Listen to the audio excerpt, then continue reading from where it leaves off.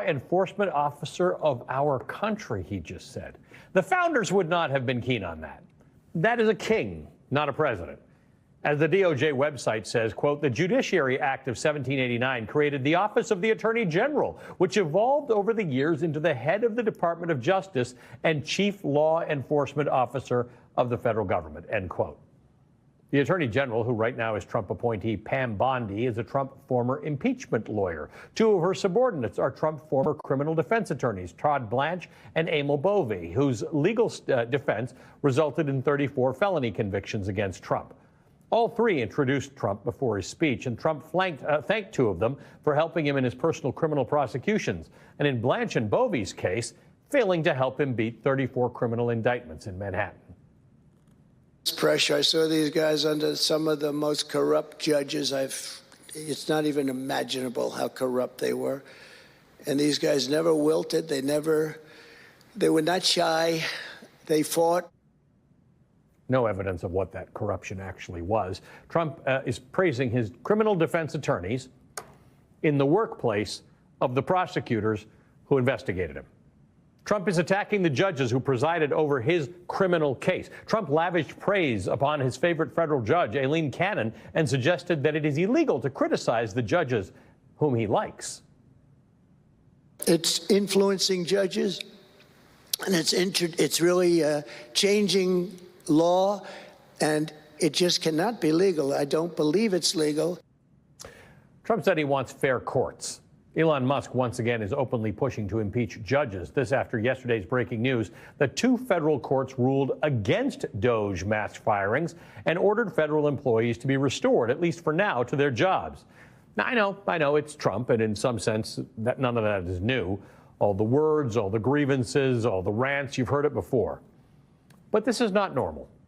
It was about at this point during Donald Trump's first term that a scandal broke out inside the Justice Department. In March of 2017, New York's then top federal prosecutor, this man, Preet Bharara, refused to take a phone call from Donald Trump and got fired. Preet Bharara fell on the sword rather than take a phone call from President Trump because that would have been an insult to the integrity and independence of his office. We are so very far from that moment now, and today marked another step away. Joining us now, Andrew Weissmann, former FBI general counsel, former chief of the criminal division in the Eastern District of New York. He's also an MSNBC legal analyst. What do you make of that speech that he gave today? Because there is this question that everything Donald Trump says is outside of the norm, and to some degree, that's become normalized. It shouldn't be. But it's more than that. He said things that were not only untrue, but if accepted, compromise our system of laws and governance. Yeah, well, there's a lot to be said. I do think it's worth noting something that you picked up on is who was there. And it was not a speech that was given to the career men and women of the Justice Department. This was a hand-selected group of people, some from the department, some not from the department. But that's notable. Normally, when you have an incoming administration, one, the president usually is not there talking to them, but there's nothing that prohibits that, especially if it was going to be a speech about policy. But here, it was not given to the sort of ordinary men and women. This was trying to be much more of a campaign speech. And so I don't think that it is reflective of where the department as a whole is. There's still lots of men and women in the department who are there to do the right thing, even if the leadership isn't. Second, everything about the speech conveyed the lack of independence of the department from the White House. And that is what separates us from an autocracy. That independence is a norm, and it's not a law, but that is a norm there is good reason that Republican and Democratic presidents have adhered to that norm because they understand how dangerous it is. That's gone, completely gone. And then the final thing is, it's really notable. They're really, other than the courts, as we were saying as we were waiting for this segment, is other than the courts, there are no checks on this president. You really get the sense that it is so different than the first Trump administration. This, I don't think, could have happened in the first Trump administration.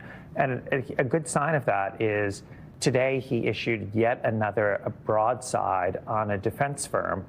There's now another firm, Paul Weiss, incredibly eminent firm. he issued it after a judge found unconstitutional the one that he issued just the other day. Right. He had told the government they can't do business, they have to cancel all their contracts with particular law firms that he's got some beef with. Right. But here's a president who's like, oh, a court said I can't do it, I'm doing it again. That is what we're dealing with. And so your point that you've got a adjudicated, convicted criminal as the president, you can see it because you have a court that has said you cannot do this, and it is having zero effect on the fact that he just did it again to another respected firm. There is a chill that is setting in because of the firings, the threats, the law firms, the universities, dropping people's names randomly. You were one of the lucky ones today. Talk to me about that. And I know you're an outward-facing guy. You're out there. You've probably heard a lot of things in your life, a lot of threats. Like journalists, you face a lot of stuff. But talk to me about the effect of these types of things, the naming of people, the going after people, the threatening of people. Well, it's about the chilling effect. Yeah. I mean, if you look at the strategy now, again, I never like personalizing because I'm supposed to be here like analyzing the situation. So leaving sort of me aside, the whole idea is to divide and conquer. If you issue a threat on Covington Burling, a reputable law firm, the idea is all law firms think about it. If you have a threat against a company, then you're sitting there going, well, I don't want to be the next company. I mean, that is a classic tactic of using fear, the concern about the fact that, this is the leader of the free world taking these steps. That is not a fun thing to be at the other end of it. It can have enormous consequences in terms of business, in terms of reputation, in terms of the work that a university does for its students, for its faculty. And so, that's the kind of thing that you have to figure out how to deal with. But the one thing I would say is if you do not unite, if you do not sort of stand your ground together, then you are caving.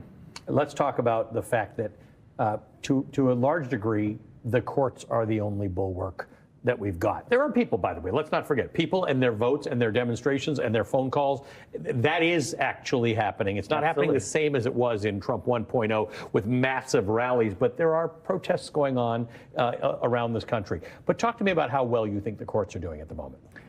You know what? I think leaving aside the Supreme Court, where we really don't know the answer, but there's signs from the fact that we've had a couple 5-4 decisions that have been against Donald Trump recently, that we are seeing the courts do their job and being fearless in doing that. Birthright citizenship has been sort of resoundingly by Republican-appointed and Democratic-appointed judges saying, can't do it, unconstitutional. The firing of probationary employees, 2 federal judges, both said the exact same thing. You have Beryl Howell saying, you know what, these executive orders fly in the face of the First Amendment. And so I do think that you are seeing the judges do what they are supposed to do. And the one moral from this is, I would say to the members of Congress is, look over there. They're doing their job. Why don't you as well? You should as well, and not be thinking, you know what, I don't have to do it because they're doing it. Because I just don't think that is going to be enough in this country. And of course, the people are the ultimate check. But, an election isn't going to happen for a while. So right now, in terms of the interim check, there are just a few senators who could put a stop to all of this. And it's really impossible to think that there aren't senators who know darn well that this isn't sort of commensurate with what the Constitution requires and what their oath of office requires. So where there are lower courts who say things like this goes against the First Amendment or this goes against the 14th Amendment, does all of this, and by the way, the speech that Donald Trump gave at the Department of Justice, does this make it harder for John Roberts and the conservatives on the court to defend Donald Trump because he flouts what we know to be law? I mean, he said at some point in his speech, right, that can't be legal. Donald Trump knows what's legal and what's not. There's no mystery here. Yeah, well, just one aside on that, when he's saying, It should be illegal to criticize judges. So that, of course, is the First Amendment allows you to do that. And he takes advantage of that a lot. Yes, absolutely. So first of all, he has been criticizing judges. So like the irony of that is there's no logic. There's no through line. Yeah. By the way, if it's illegal to criticize judges, then the 11th Circuit, a very conservative circuit, reversed Judge Cannon in fairly scathing language, not once, but twice. Yeah. Were they committing a crime? And were they just some part of the sort of liberal establishment that has now suddenly taken over the 11th Circuit?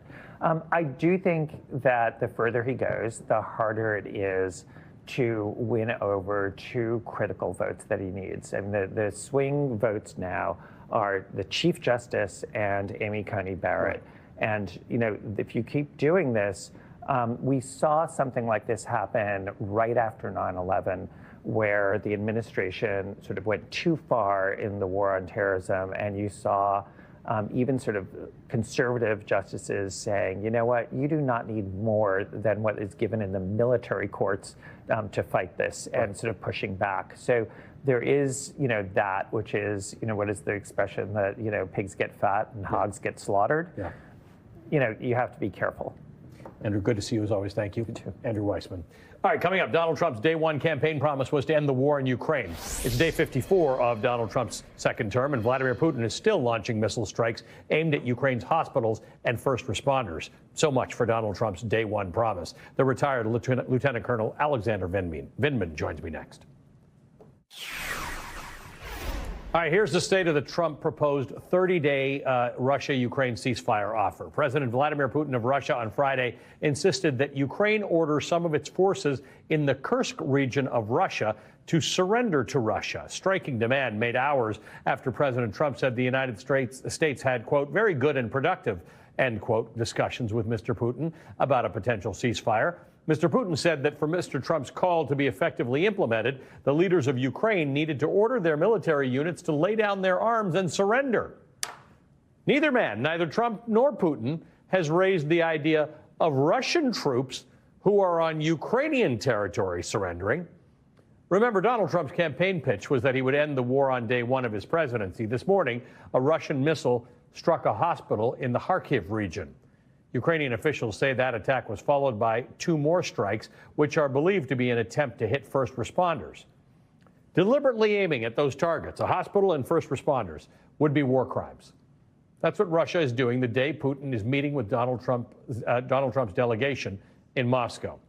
Trump said this afternoon, quote, I think we're doing well now with Russia. Really? Because it seems like Russia's dictator feels emboldened right now. And Putin is the one giving the ultimatums, demanding that Russia order its troops to surrender. That's in addition to the list of concessions that Russia demanded yesterday in exchange for a ceasefire deal, international recognition of territory seized by Russia, a commitment that Ukraine won't be allowed to join NATO, and a pledge that European peacekeepers won't enter Ukraine. The Wall Street Journal is slamming Trump's failed ceasefire gambit. The editorial board wrote today, quote, Mr. Putin wants the killing to continue until he gets closer to achieving his war aim of subjugating Ukraine. With his bludgeoning of Ukraine to make a deal without promises of U.S. aid or security, Mr. Trump has given Mr. Putin every incentive to keep the war going, to put himself in the strongest possible position if there ever are serious peace talks. Does Mr. Trump have a plan B beyond beating up Ukraine to make more unilateral concessions? End quote. That's the Wall Street Journal. Joining me now is the retired Lieutenant Colonel Alexander Vindman. He served as the Director for European Affairs at the National Security Council during the Trump administration. He's the author of the new book, The Folly of Realism, How the West Deceived Itself About Russia and Betrayed Ukraine. Colonel, good to see you. Thank you for being with us. Let's just talk about this plan. I don't even know what to call it, this 30-day ceasefire plan, handled in large part by Steve Witkoff, whose claim to fame is a developer and whose remit was supposed to be the Middle East. It doesn't make sense on any level. It doesn't make sense on any level, but if Ukraine doesn't go along with it, Ukraine faces punishment. I think what we have here is a concept of a plan for peace. There is nothing besides what I think is, frankly, malicious, throwing Ukraine under the bus, maximum malice and maximum ignorance, something that I've been repeating often. he doesn't care about Ukraine. He wants to normalize a relationship with Russia. He wants to embrace Russia. He is willing to bend over backwards. Trump is willing to bend over backwards. I don't think he wants to get played. He's willing to go pretty far. I don't think he wants to get played, but that's exactly what Putin is doing with him. He's taking everything that Trump has offered thus far, banked it, and now he wants international recognition of the territory that Russia is occupying, which is in fact a poison pill, something that's unacceptable to the international community, except for rogue regimes, and certainly not acceptable to Ukraine. But I think the pressure now there's going to be, I would imagine there's going to be pressure on Ukraine giving up the territory that it has in controlling Russian Federation territory, this region of Kursk that the Ukrainians have been fighting in for many, many months and holding out. So it's really not much. It doesn't get us anywhere near anything that resembles peace. It actually puts it as a much more distant target because the sides are not moving closer together. Russia's asking for more, moving further away from anything that resembles a compromise. And the world is warning Donald Trump that you're going to get played. In fact, Keir Starmer, the British Prime Minister, has taken up a pretty interesting lead role because should the United States not provide NATO with that sort of nuclear umbrella that it needs, the UK and France do have those capabilities, and other countries, certainly on the NATO borders with Russia, spend a great deal on their military. There is a leadership forming across the Atlantic, and including Canada, on countries that are remaining committed to being on Ukraine's side in this war. Absolutely. I think it was clear from that moment of clarity in the Oval Office where Trump and Vance attempted to beat up on Zelensky. Zelensky stood his ground. That resulted in a temporary blow-up that halted aid and intelligence sharing, but it is also a wake-up call for the Europeans, and they're moving out. The problem is that they've been pretty blessed to have NATO and the U.S. as a backbone for NATO for 75 years and didn't have to make their own institutions, their own structures. So they have to build out a whole concept, everything that we've done in 75 years, they have to, in certain regards, start from scratch. Who's going to be leading it? What's the structure? Defense spending? Who's producing what? These are very, very complex questions that they're now starting to wrestle with. But the resolve is there. They're going to start ramping up. The Ukrainians have something that they could count on. Trump does not hold the trump cards here. Right. He is leaning on Ukraine, but he doesn't hold the trump cards. The Ukrainians can't survive. It becomes more pressing and more difficult. And it kind of depends on the Europeans stepping up in a big way and spending money, buying some resources from the U.S. But Trump is not doing anything to move the needle for peace. I think, if anything, he's kicked the prospect of peace down the road many, many months. We're probably looking much deeper into 2025 before we have anything resembling legitimate peace talks, and maybe even beyond. Lieutenant Colonel Alexander Vindman, good to see you as always. Thank you for joining us. He is the author of an important new book, which is quite relevant to today's events. All right, coming up, Republican lawmakers are getting a rude awakening when they face voters who do not like what they see from Trump and Elon Musk. We'll show you how one House Republican responded when voters told him they don't want Elon Musk messing with their entitlements. That's next. I was proud to vote recently for the House budget resolution, which provides the framework.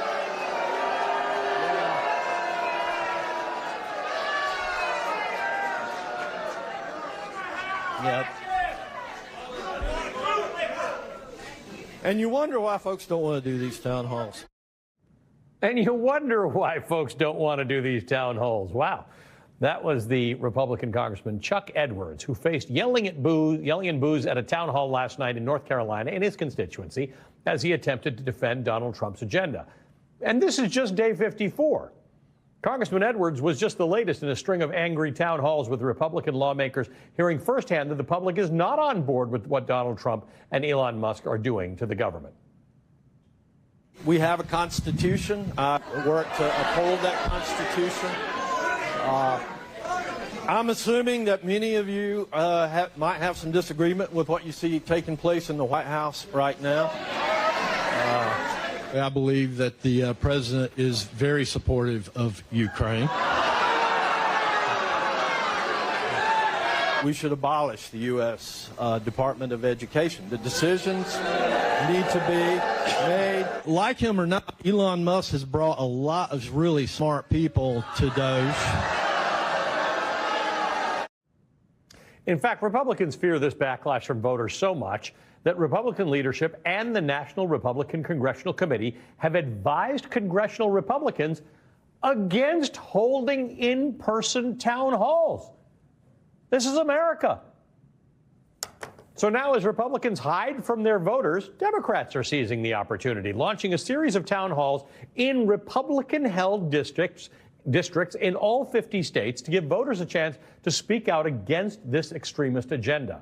The Minnesota governor, Tim Walz, will kick off the People's Town Halls this weekend, targeting 9 districts that are held by Republicans that Democrats believe they could flip in 2026, including in Arizona, Wisconsin, and Pennsylvania.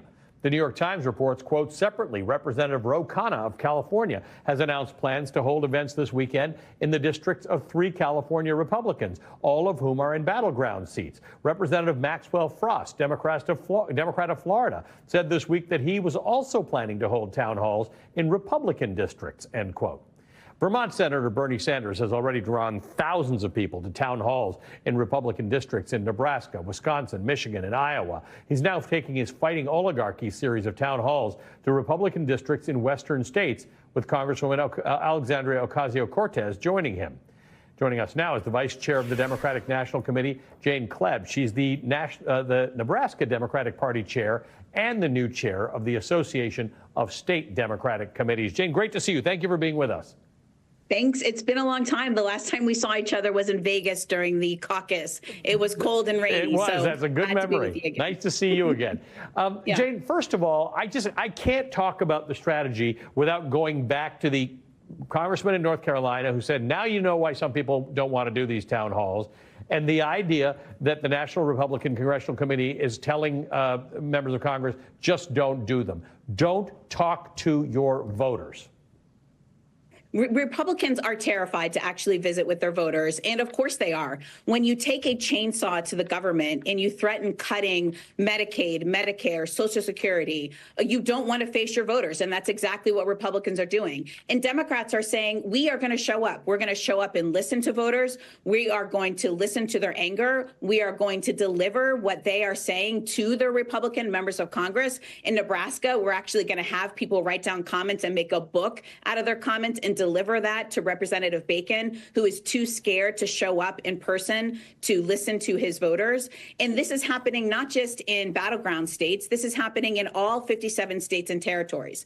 Democrats have learned our lesson. We know that we can no longer sit behind computers and computer screens. We have to organize in the states, listen to voters, and make sure that we are doing the hard work, not just in D.C., but in the states where organizing matters. You know, we showed you North Carolina last week. I think we were talking about something in Kansas. It was in very rural Kansas. The accusation was that it was Democratic operatives who had moved in. This was not a place, I think it was 4 hours from Wichita or something by drive. How do you deal with the fact that Democrats are going into mixed purple or red areas to say, we will listen to your concerns no matter where you are on the political spectrum? Look, I live in a rural community. I just got back from a rural community. We were doing a fundraiser there. It took about 4 miles on a dirt road to get where we were holding the fundraiser. We have to show up where folks are. That includes dirt roads where we're going to be collecting a lot of road dust. We know that Republicans, Democrats, and independents all want the same thing. We want our public schools fully funded. We want to make sure that we can go to a hospital not 4 hours away to have women deliver their babies and to get the proper health care that we need, especially mental health care. We know that veterans want to be able to get the care that they need and not have to drive 5 hours to a major city. So we're showing up in our rural communities. And it's shameful that Republicans think that Democrats and independents and Republicans don't exist in rural towns and that are angry that the cuts that Elon Musk and Donald Trump are making, that were somehow plants.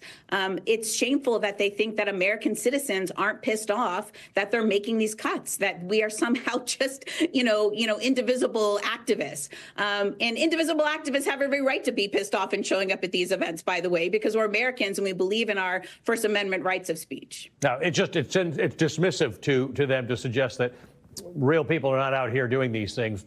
Real people are mad. about what's going on. That's right. And we have every right to be mad. And everybody has a right to be mad also at Chuck Schumer in the budget votes that were happening today. And obviously, as a Democratic Party leader, I don't get to decide on our Democratic Party's leaders' votes. It's my job to build the infrastructure and to make sure that we're electing more Democrats. Now we're looking at building all of these town halls to make sure that all of our voters are actually being heard. Republicans are making sure that nobody gets to get heard in our states. Jane, nice to see you again. Thank you for joining us tonight. Thanks, Allie. Jane Kleeb is the new Nebraska Democratic Party chair. All right, we'll be right back. The government shutdown was averted tonight after the Senate approved a Republican-written funding bill through September the 30th. Now, in the end, 10 Senate Democrats cast the procedural vote to allow the funding bill to be brought to a vote, including several liberal senators who did so over their own objections. Senator Brian Schatz said, quote, a shutdown would enable Donald Trump and Elon Musk to unilaterally determine that the vast majority of federal workers are not essential. I understand people's frustration. I share it. But Trump and the Republicans, who control both chambers of Congress, presented us with a bad choice and a worse choice. Both would produce terrible outcomes, but a shutdown would be more devastating for everyone. We're in a fight for democracy itself. We can't let disagreements about strategy and tactics divide us. We need to focus our energy on the real villain here, Donald Trump, end quote. Here are some things to focus on right now, thanks to Trump's erratic tariff war. U.S. stocks have lost $5 trillion in value in 3 weeks. That's your 401k, your IRA. Stock market tailspin has led to a major drop in consumer confidence. The University of Michigan, which is noted for its famed consumer sentiment index, that index has fallen 11% since February. As the director of surveys of consumers at the University of Michigan puts it, quote, frequent gyrations in economic policies make it very difficult for consumers to plan for the future, regardless of one's policy preferences, end quote. Well said. Doesn't really matter where you stand on stuff. What you've been seeing for the last 3 weeks, 4 weeks, is not policy. It's just weird, meaningless gyration. Voter distress and anger is not just showing up, by the way, in these dry economic reports. Axios is a focus group of Michigan voters who backed Joe Biden in 2020. They flipped over to Donald Trump in 2024. These are voters that largely flipped because of high prices and inflation. And Axios reports that they're having some serious buyer's remorse. Quote, erratic, frightening, disruptive, and dictator were among the words they used to describe their concerns. Michael L., 43 of Commerce Township, said Trump campaigned on lowering prices and making things more affordable for working class people. He's moving in the opposite direction, end quote. He conceded that Trump had previewed tariffs during the campaign, but said, we didn't necessarily think it would be this much, this fast, end quote. Which is weird because Trump kept saying tariffs are the most beautiful word in the English language. Axios described how the tariffs are hurting the Michigan economy specifically. One participant who does home remodeling worried about tariffs raising the price of wood and causing clients to drop their remodeling plans. Another voter who owns a health and weight loss business said most of her clients are in the auto industry. If they're hit, it could devastate her. One said she worked in the auto industry and just got furloughed because, quote, we're not building any cars right now, end quote. For working people, the job market's been made uncertain by Trump's tariff threats. Meanwhile, for retirees and others who are among the 73 million Americans who receive entitlements, their financial security could now rest with Elon Musk, the richest man in the world, who has falsely and repeatedly said that Social Security is riddled with fraud. Elon Musk will never need Social Security. Elon Musk's parents and Elon Musk's several children will never need Social Security. ProPublica reports that even Trump's acting commissioner of the Social Security Administration, a man named Leland Dudek, is concerned about Elon Musk and Doge. Quote, I don't want the system to collapse, Dudek said in a closed-door meeting last week, according to a recording obtained by ProPublica. He said, quote, it would be catastrophic for the people in our country if Doge were to make changes at his agency that were as sweeping as those at USAID, the Treasury Department, and elsewhere. When a participant in the meeting asked him why he wouldn't move more forcefully to call out President Trump and his continued false claims about widespread Social Security fraud as BS, Dudek answered, so we published for the record what the actual numbers were that are there on our website. This is dealing with, have you ever worked with someone who's manic depressive? End quote. Well, that should reassure Grandma. Some number of these Trump 2.0 enablers don't agree with what they're doing at all. They know that it's bad for the country. They know that it's being done for reasons that are based on lies, and they do it anyway. Case in point, here is the esteemed Secretary of State Marco Rubio today in Canada, humiliating himself, or rather doing something he probably doesn't agree with, talking about Canada becoming an American state. The Canadian government has made their position, how they feel about it, clear. The president has made his argument as to why he thinks Canada would be better off joining the United States for economic purposes. There's a disagreement between the president's position and the position of the Canadian government. I don't think that's a mystery coming in, and it wasn't a topic of conversation because that's not what the summit was about. That set up the new Canadian Prime Minister Mark Carney's first major statement minutes after he was sworn in as Prime Minister today. As you can tell, Prime Minister Carney feels that this is an issue that polls at about 100% to 0 in Canada. It's crazy. His point is crazy. That's it. We will never, ever, in any way, shape, or form, be part of the United States. America is not Canada. A new Reuters poll shows that only 32% approve of the job that Donald Trump is doing to bring down the cost of living, while a whopping 70% believe correctly that tariffs will raise prices, a number that includes 60% of Republicans.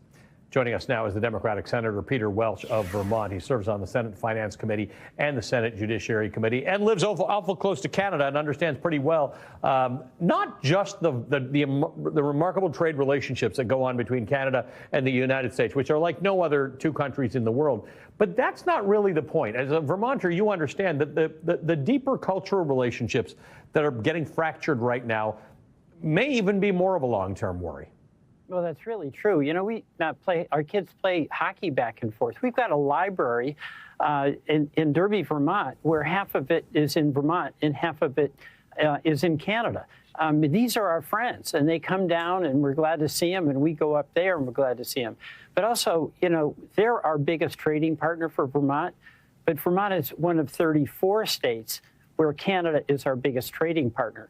So this is very destructive for our economy in Vermont and for those other states that trade so much with them. And by the way, they're really angry at this absurd idea that Canada will become a 51st state. And what's happening is that now we're seeing retaliatory tariffs, understandably, and that's going to hurt us on housing prices. It's going to hurt us on electric prices. We get our electricity from them. Home heating fuel and gasoline could go up 40 cents a gallon. So thank you, President Trump. This is absolutely reckless and destructive for the economy, and it's going to boost inflation and expenses for folks trying to pay their bills at the end of the month. I don't know what your incoming phone calls are looking like tonight or emails, but there are a lot of people frustrated that a lot of Democrats went along with the budget, and the budget is being passed, and there were good reasons given for why Democrats supported it.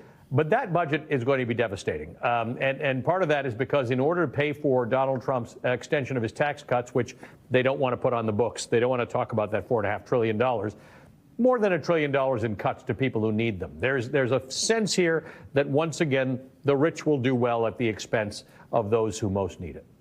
Well, that's exactly the plan. You know, and the biggest targets are Social Security, where they're really starting to cut back on service. And that was one of the things that was so bad in this continuing resolution. But the Medicaid, you know, so many of our older folks, 2 out of 3 people in nursing homes depend on Medicaid. Our kids are on Medicaid. And in addition to that, this will be devastating to over 700 community hospitals that are on financial thin ice right now. And if you take away Medicaid for folks who need it, for the folks in nursing homes, these institutions that are so vital to our communities are going to get hammered and probably closed. This is a callous and reckless proposal by the House Republicans and Donald Trump. Let's talk about some of these things. You talked about Medicaid. We're talking about $800+ billion in cuts there. You talked about community health centers, nursing homes. Johns Hopkins talking about laying off 2,000 people. The National Institutes of Health being cut. This is not just the care that you'll need if you're in Vermont or anywhere else in this country, and these health centers that you need. It's the care you don't even know you're going to get in the future. It's the diseases that are being solved, that are being treated in right now. Scientists working on things that we don't even know about, and it's fine that we don't know about. They're going to keep us alive 25 years from now. No, that's exactly right. They're cutting the National Institute of Health. They're cutting Center for Disease Control. They're cutting aid to help for hospitals and direct services. And that's everything from kids who need vaccinations to seniors who need a nursing home. And by the way, what's it for? It's for the Elon Musk of the world, who are billionaires and will get this tax cut. We're literally, under the House bill, going into raid Medicaid and other programs like veterans. 7,000 veterans have already been fired. Thank you, Elon Musk. And that's going to be used to help pay for these tax cuts for literally billionaires and very well-to-do multinational corporations. And waste, fraud, and abuse, it's catchy. They use that terminology in every language, in every country. Everybody wants to not have waste, fraud, and abuse and pay lower taxes. That's fine. But Elon Musk has now just put this into his vernacular. Let me tell you what he said about Social Security here. The goal here is let's not have America go bankrupt with waste and fraud. The waste and fraud in entitlement spending, which is most of the federal spending is entitlements. So that's like the big one to eliminate. I mean, he's empirically a smart guy, but the words he just said there, the waste and fraud in entitlement spending, which is the most of the federal spending is entitlements, so that's the big one to eliminate. He's saying things that aren't actually the issue. The issue with Social Security is not waste, fraud, and abuse. Well, two things. First of all, that clip shows why in the world does that guy have anything to do with making decisions that affect everyday Americans? Why in the world is he the top Trump advisor who is essentially a cabinet of one? That's so callous and out of touch. Second, his plan has nothing to do with waste, fraud, and abuse. If he was going to be doing that, he'd be kicking the tires in the various agencies, because all of us would like to be able to do it better and cheaper. Sure. But you got to look at it. What he's done is gotten an email list of all the folks who are in the department, and then he sent them emails telling them they're fired for bad performance, even though the day before they got a very good review. And he's essentially trying to pile up a body count of people that he fires recklessly and arbitrarily and call that, quote, savings. So this is not about waste, fraud, and abuse. It's about the destruction of important governmental programs and total cruelty to folks who've been working hard for the American people for decades. You're on the Finance Committee, which means you were involved in the hearing for Dr. Oz to be the Medicare and Medicaid administrator. You asked him if he would commit to not cutting Medicaid. You didn't get a satisfactory answer. Well, I didn't. He said he, quote, cherishes Medicaid, right? But on the other hand, the House reconciliation bill, and that's the prelude to their tax cut bill, is directing the Energy and Commerce Committee to reduce, to find savings of $800 billion. The only way you can do that is by dramatic cuts in Medicaid. So the question to Oz is, are you going to defend the program you cherish? And he has no answer. So it's lip service. That's one. And the other is there is a charade that we all know. It doesn't matter who the cabinet officer is. Doge is in charge.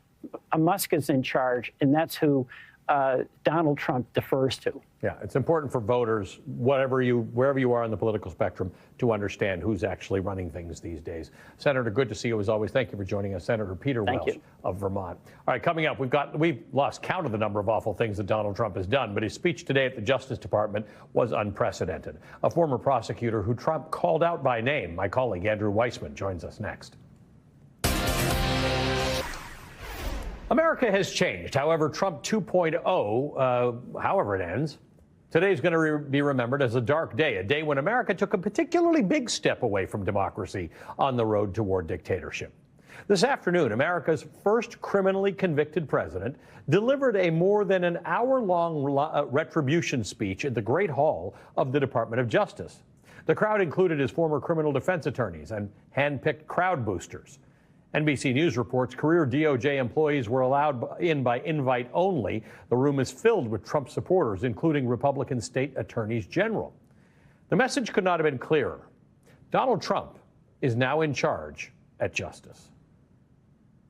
Our predecessors turned this Department of Justice into the Department of Injustice, But I stand before you today to declare that those days are over, and they are never going to come back. They're never coming back.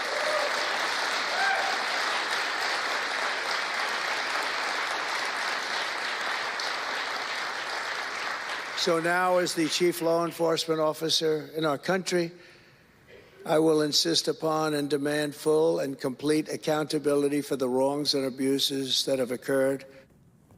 As chief law Xin chào tất cả các bạn đã quay trở lại với kênh Tô Màu của mình. Hôm nay thì mình sẽ hướng dẫn các bạn tô màu một bức tranh về gia đình Quốc Phu nha, là một gia đình chú sói nhỏ.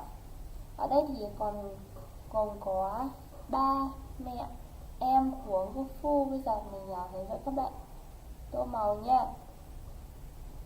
Ở đây thì gia đình Quốc Phu là một trong bộ phim hoạt hình, thì có cả của hình bị chinh phục cả thế giới. Thì ở đây thì còn có cả gia đình heo Peppa và những gia đình bạn nhỏ khác nữa. Bây giờ thì mình sẽ bắt đầu tô nha. Đầu tiên thì mình sẽ sử dụng màu xám để tô chiếc tai.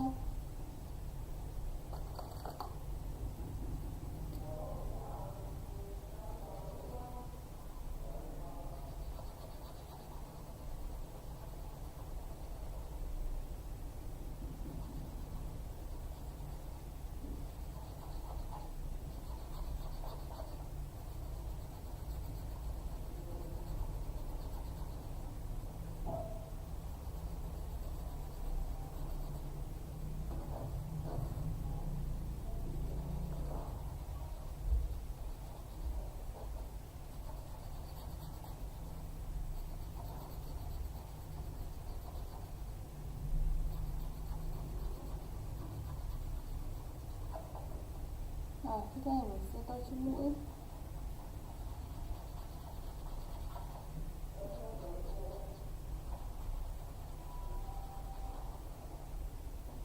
Rồi. Tiếp theo thì mình sẽ tô má màu hồng của sói ba.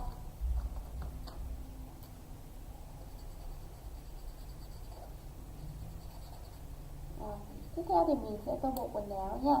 Chiếc áo này thì mình sẽ lựa chọn màu nâu để tô.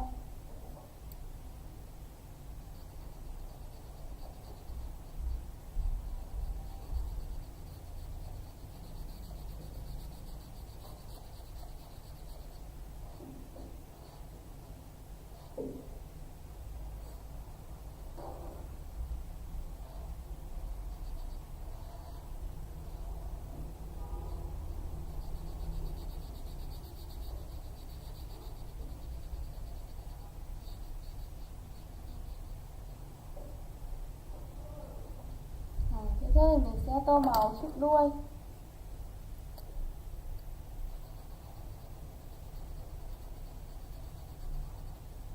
Rồi mình đã tô xong sói ba. Tiếp theo thì mình sẽ tô màu sói mẹ nha.